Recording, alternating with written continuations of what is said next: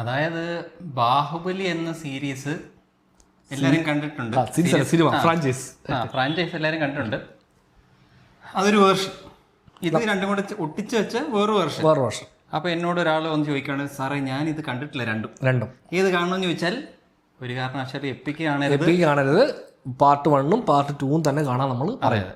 അതെന്തുകൊണ്ടാണ് എന്ന് വെച്ച് കഴിഞ്ഞാൽ അതാണ് ഡെഫിനിറ്റീവ് വേർഷൻ. ഇത് ഒരു വേർഷൻ. ഇത് ബാഹുബലി കണ്ടിട്ടുള്ളവർക്ക്, ഫസ്റ്റ് സെക്കൻഡ് കണ്ടവർക്ക് ഇത് രണ്ടും കൂടെ ഒരുമിച്ച് ഒറ്റ പടമായിട്ട് നിങ്ങൾ തിയേറ്ററിൽ കാണാൻ ചെല്ലുമ്പോൾ അങ്ങനെ കാണാൻ വേണ്ടിയുള്ളൊരു വേർഷൻ. അപ്പോൾ അതുകൊണ്ട് തന്നെ കൺവീനിയൻസ് വേർഷൻ. അതെ.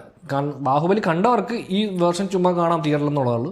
പക്ഷെ നമ്മുടെ ഏറ്റവും വലിയ പ്രശ്നം എന്ന് വെച്ച് കഴിഞ്ഞാൽ ഇവർ ഈ ഹൈലൈറ്റ്സ് റീൽ പോലെ അതെ മെയിൻ പ്രധാന പോയിന്റ്സ് ഒക്കെ പറഞ്ഞു പോയിട്ടുണ്ട്. പക്ഷേ ഈ ബാഹുബലി എന്ന സിനിമ നമ്മളിപ്പം ഈ 10 വർഷത്തിൽ മൾട്ടിപ്പിൾ ടൈംസ് കണ്ടിട്ട് ഇതിന്റെ പ്രധാന സീനുകളുടെ ഒക്കെ ഋതവും ബീറ്റും ഒക്കെ നമുക്ക് വളരെ നന്നായിട്ട് അറിയാം.